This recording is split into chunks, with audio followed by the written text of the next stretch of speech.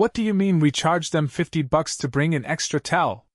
Victor Tannen's voice cut through the quiet of his office as he stared at the monthly report from one of his hotel properties, a sleek 11-location boutique chain scattered across the West Coast. The numbers looked fine on paper, profits were up, occupancy steady, but he couldn't shake the feeling that something was off. Guest satisfaction scores at their downtown San Diego hotel had dropped sharply over the last quarter. But when he asked the district manager, he got the usual. "We're short-staffed, but nothing serious. Probably just tough guests." Victor had heard that excuse too many times. He'd inherited the company 5 years earlier when his father passed away. At first, he tried to run things from the top like his dad had. But lately, he'd been feeling more disconnected. He didn't know the names of most of the local managers. Some of his staff hadn't even seen his face. So he made a decision. He'd go undercover. Not as a guest.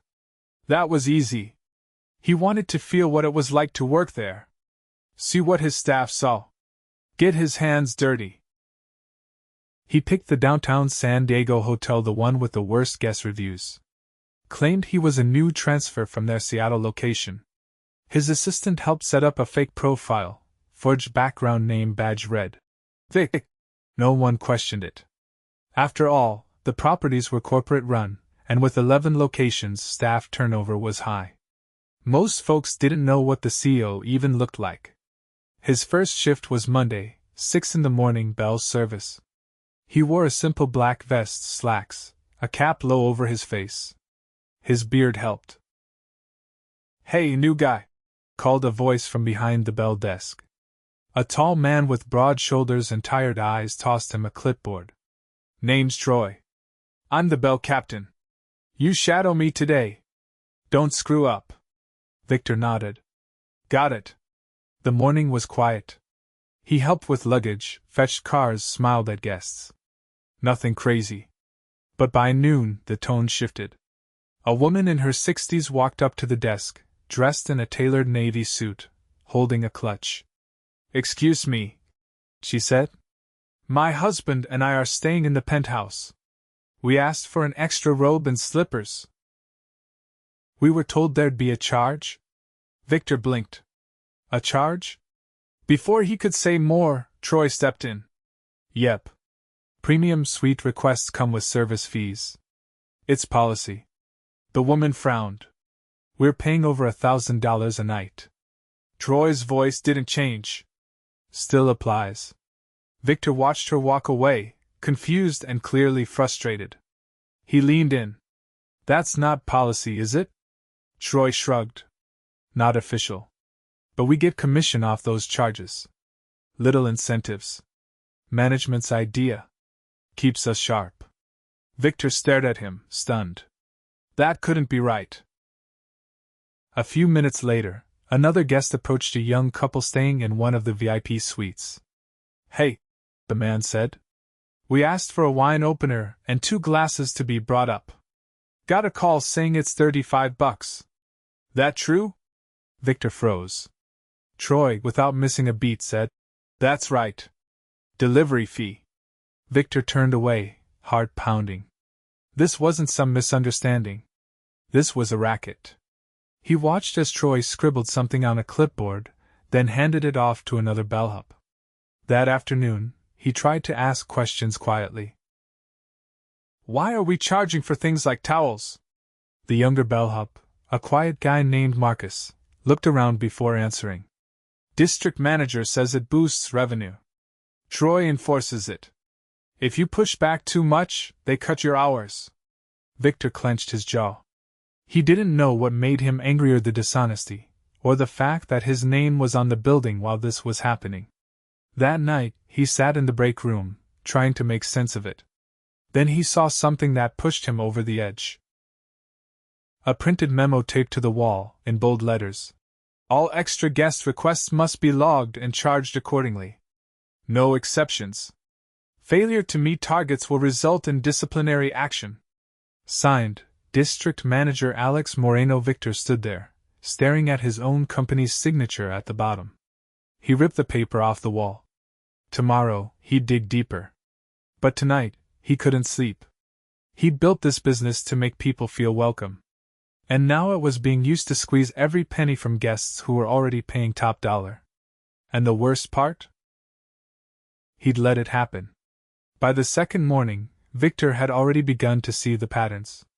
The lobby lighting flickered near the concierge desk and remained unfixed. The marble floors hadn't been polished in days, dust collected in the grout lines. Housekeepers moved quickly, heads down, eyes hollow. No one lingered. No one smiled unless a manager was within earshot. And even then, it looked forced. At 7:10 a.m., Troy handed Victor a clipboard without a word. There was a list of morning checkouts and a note scrawled beside Suite 1402. Delay luggage, wait for tip. Victor blinked at it. This supposed to be a joke? Troy didn't look up from his phone. Welcome to the game, rookie. Instead of following the note, Victor went straight to the suite at 7:30, greeted the couple, and loaded their bags into the service elevator without hesitation. They were grateful, tipped him lightly, and made their flight. He logged the service as completed, no delay, no extra charges. When he returned to the bell stand, Troy was leaning over the counter, arms crossed. You don't ignore notes. I don't write them for fun. Victor stared at him. So the system here is slow the job down so people pay more? Troy's look hardened. System is, you follow what works. You don't like it, you'll be off the schedule by Friday. Victor didn't respond. He walked into the service corridor and kept moving. He needed to see more. By lunch, he had an excuse to head upstairs. Marcus had asked him to cover a floor run. A guest in 1107 needed extra towels and bottled water. Victor took the service cart himself.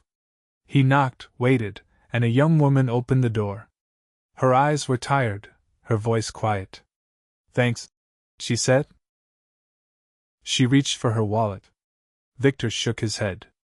No charge. But she paused. They told me it'd be $30. He hesitated.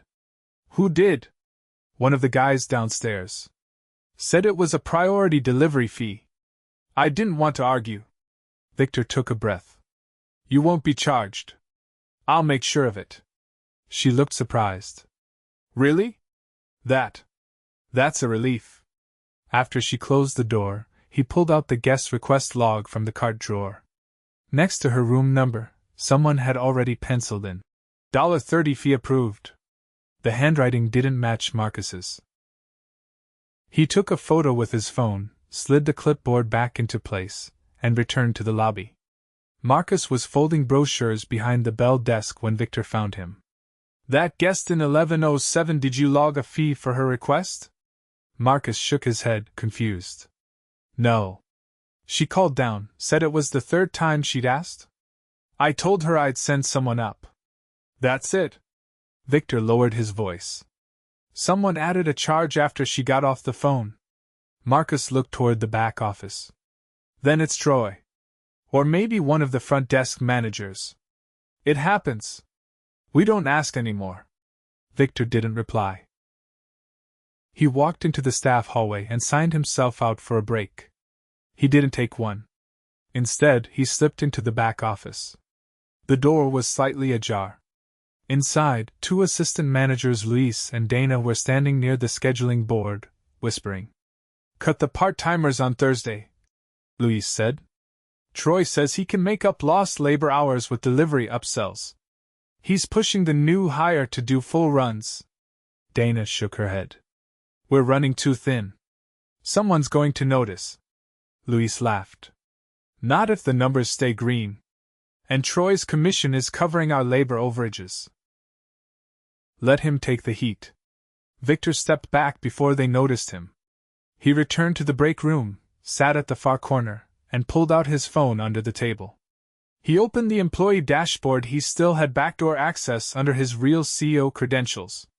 The commission logs confirmed it. Troy and two others were earning hundreds weekly on guest upsells, many of which were tied to vague delivery fees. Worse, those charges weren't itemized on the guest invoices.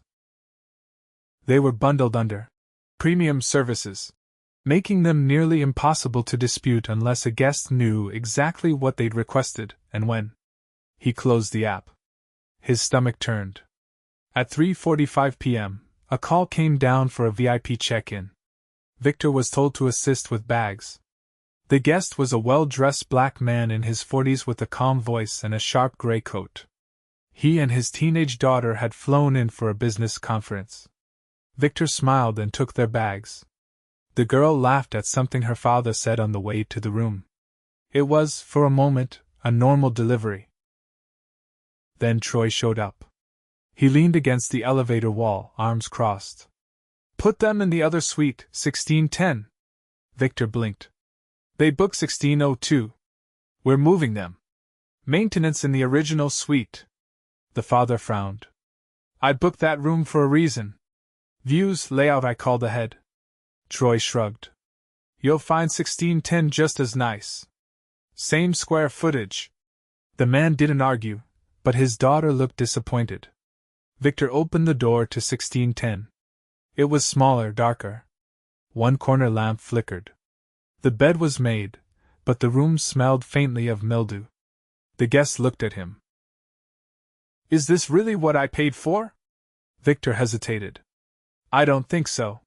He stepped into the hallway and whispered to Troy. "Why the switch?" Troy didn't lower his voice. "Because 1602 is already booked. We double sold it. Happens all the time. VIPs get what we have."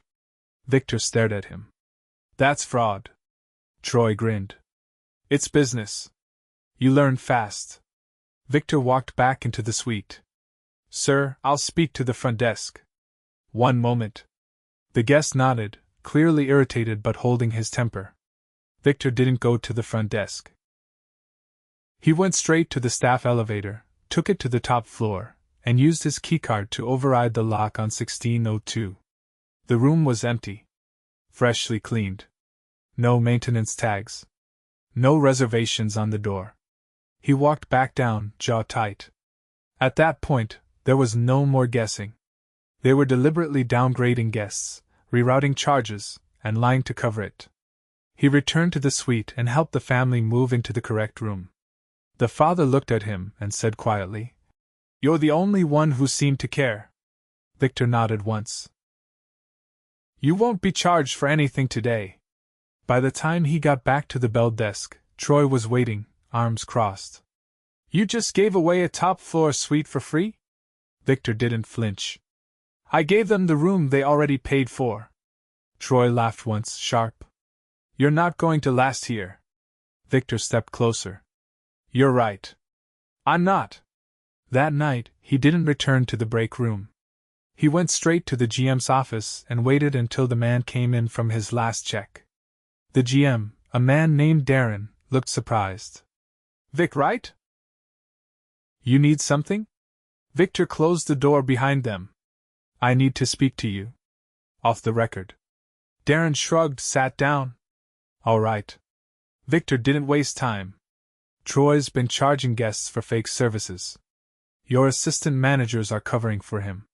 You're double booking suites and downgrading guests to increase profit margins." Darren paled. "That's a serious accusation." Victor leaned forward. "It's not an accusation. It's a fact. I've seen the logs. I've seen the rooms. And if you don't believe me, I'll show you the video files." Darren was silent for a long moment. "Who are you?" Victor reached into his bag and pulled out his real name badge. The one with the silver edge and the company seal. The GM froze. "You're?" "Victor Tannen. I own this company." Darren stood up. "I didn't know." "I believe you. But you're going to help me clean this up. Tonight." Darren sat back down, hands trembling slightly. "What do you want me to do?" "Call security. Troy leaves now. Same for Luis. Same for Dana. No severance. No second warnings." They knew exactly what they were doing. Darren nodded slowly. "Yes, sir." Victor didn't blink. "Then do it." 15 minutes later, Troy was escorted to the employee exit. He didn't speak. He didn't have to. His face said everything: shock, rage, disbelief. Victor watched him go, then turned to Darren. Tomorrow, we're meeting with the rest of the staff. Hour 1. Darren nodded again. That night, Victor walked the halls alone. He passed empty suites, dim corridors, and cleaning carts left in silence. But this time, he wasn't just watching. He was ready to rebuild. The morning meeting began at 7 sharp. Victor stood at the front of the staff lounge, now cleared of clutter, a whiteboard wheeled in from the events office behind him. Darren stood to the side, arms crossed, face unreadable. The remaining bellhops, front desk agents, housekeeping leads, and 2 overnight valets sat on folding chairs. No one spoke. Victor didn't wear a suit. He came in the same uniform as the others: black vest, pressed slacks, name tag still reading Vic. He wanted to finish this as the man they'd worked beside, not the name on the building. I know some of you are wondering what happened last night, he began. And I'll be direct. I'm not Vic from Seattle. My name is Victor Tannen. I founded this company with my father 15 years ago. And I've been working here undercover for the last 3 days. There were a few sharp inhales. Marcus shifted in his chair. A woman near the back, housekeeping supervisor, if Victor remembered correctly, glanced at Darren. No one interrupted. He continued. In that time, I saw practices that don't reflect anything I built this company to stand for. I saw guests misled. I saw employees threatened with fewer hours if they didn't push unethical charges. I saw people doing good work without recognition, and others abusing their titles to protect themselves. He paused, eyes scanning the group. Last night, I removed 3 people from their positions. That wasn't impulsive. It was necessary. And it won't be the last change. A man near the front raised his hand, uncertain. He wore the valet badge. His name was Cody, early 20s, always quiet on shift. Victor nodded to him. Go ahead. Cody cleared his throat. Are you going to shut this location down? Victor shook his head. No. But I am going to rebuild it. That starts with trust and transparency. Starting today, there are no more unofficial charges. If a guest asks for something within reason, we provide it. If it's outside normal policy, you route it through management. No one pushes fees for personal commission ever again. A woman from housekeeping leaned forward, arms resting on her knees. What about hours? We keep getting cut midweek. Some of us are down to 3 shifts. Victor glanced at Darren. From now on, scheduling is reviewed weekly by myself and this property's new assistant GM, who we'll hire within 10 days. Until then, no further cuts. If we don't have enough labor hours to keep this place clean and functional, then we're not delivering the experience our guests are paying for. Another hand went up, this time from Simone, a front desk agent Victor had only seen in passing. Can I ask something? Please. Why didn't corporate ever say anything before? We've been raising concerns for months. Guest complaints, fake charges, staff turnover. We filled out surveys, called HR. Nothing changed. Victor nodded slowly. Because I relied on people who filtered the truth. And I let numbers blind me to reality. That changes now. I'll be here for the rest of the week, and I'll be back monthly until I see consistent improvement. He looked around the room, then added, if you see something wrong, you speak up. I expect every one of you to hold me to that. No one clapped. No one cheered. But they listened. And that was enough. After the meeting, Victor didn't retreat to an office. He grabbed a cleaning cart and joined the housekeeping team on the upper floors. Not to supervise, to see what their work really looked like. The rooms were turned over in silence, each one taking nearly 40 minutes. Worn vacuums, missing linen tags, leaking spray bottles. Housekeeping had been stripped bare to save money, and it showed. At one point, in room 812, Victor saw Lydia, one of the senior housekeepers, pause with a pillow in her hands. Her knuckles were swollen, her breathing shallow. You all right? He asked. She nodded once, then sat down on the edge of the bed. Just need a minute, No carts on this side yesterday, so I had to carry everything. Victor looked at the laundry bag in the hallway. It was full, easily over 20 pounds. Who usually helps with that?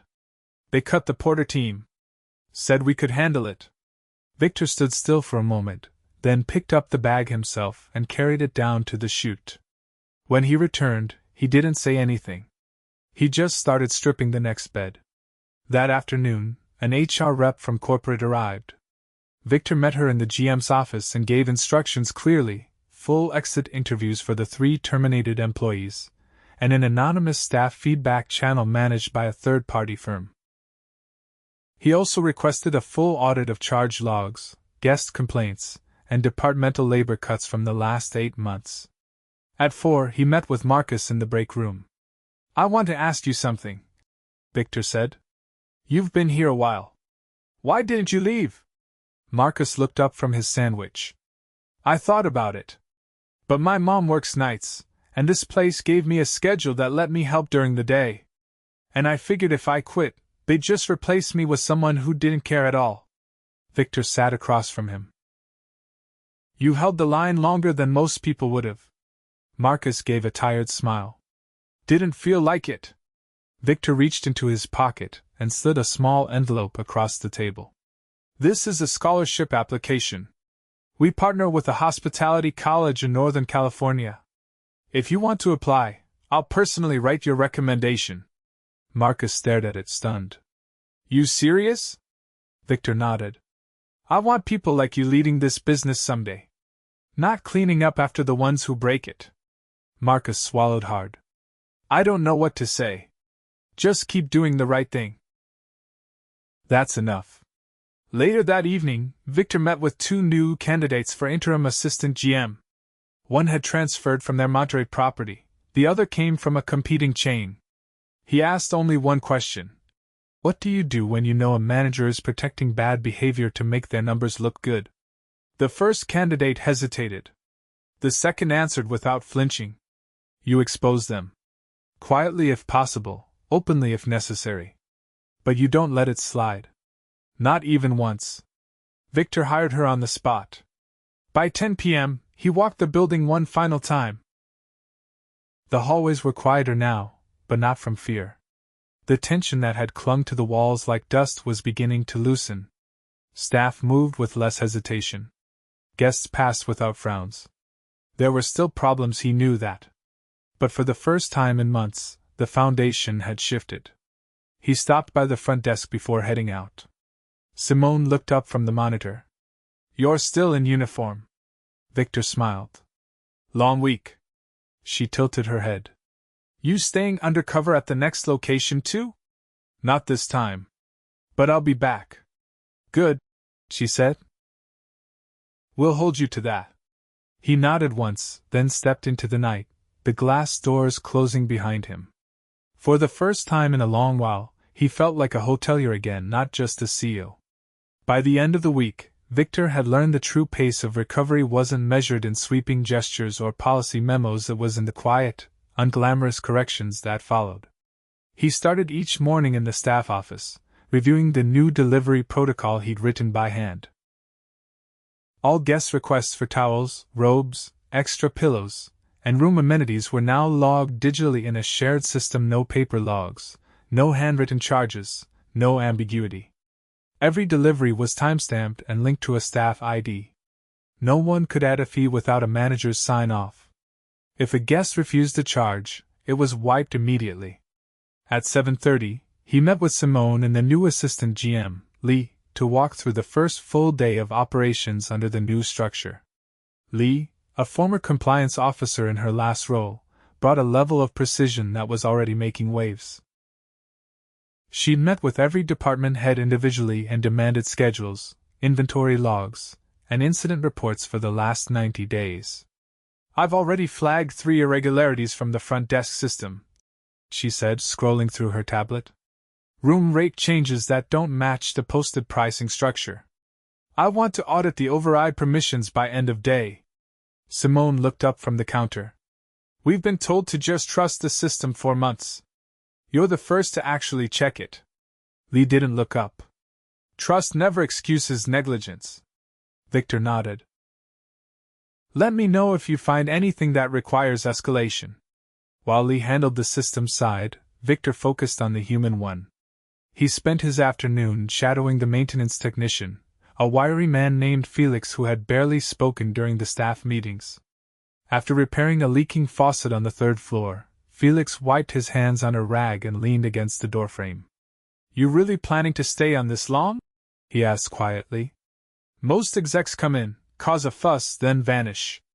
I'm not most execs, Victor replied. Felix gave a short nod. Then let me show you something. They took the service elevator to the basement. Felix led him to a locked storage room and unlocked it with a key from his ring. Inside, the shelves were nearly bare. A few rusting toolboxes, 2 cases of light bulbs, and an old mop leaning against the wall. This is what I've got to work with. No budget for replacements. I've been buying parts out of pocket when I can't wait for corporate approval. Victor looked around in silence. No one reported this. We stopped trying. Last time I submitted a request, I got told to improvise. That night, Victor authorized a full maintenance restock from a local supplier. No approval chains. No cost caps. He sent the invoice to corporate with one line. Essential repairs delayed, our revenue lost. The next morning, he met with HR to finalize the new hiring plan. They would be onboarding 4 part-time Bell staff, 2 front desk agents, and a housekeeping porter within 10 days. Until then, shifts would rotate to prevent burnout. No one would work more than 6 consecutive days. Marcus was assigned as temporary lead for the Bell team. He didn't ask why, he just showed up 15 minutes early and started assigning carts. At noon, a situation arose. A VIP reservation had been flagged return guests, high-profile clients from Los Angeles. A father and daughter. The same guests who had been misled about their suite earlier that week. Simone noticed the name first. They're back. Same room request. Victor stepped up. I'll handle the welcome. He met them at the curb, helped with their bags, and escorted them up personally. The father recognized him immediately. You again, he said. Didn't expect that. Victor nodded. I owe you a proper stay. They entered the suite 1602, spotless, stocked, and with a handwritten card on the table. The guest picked it up, read silently, then looked at Victor. My daughter told me you fought to get us the right room last time. I didn't believe her. Figured it was just one good employee in a bad system. She wasn't wrong, Victor said. But the system's changing. The man looked around the room, then offered a handshake. Good. We'll be back. Back downstairs, Victor passed Lee, who handed him a printed report. Found the override pattern, she said. Troy had been adjusting rates for favored clients and pocketing the difference. I've sent the records to legal. Victor glanced at the numbers. How much?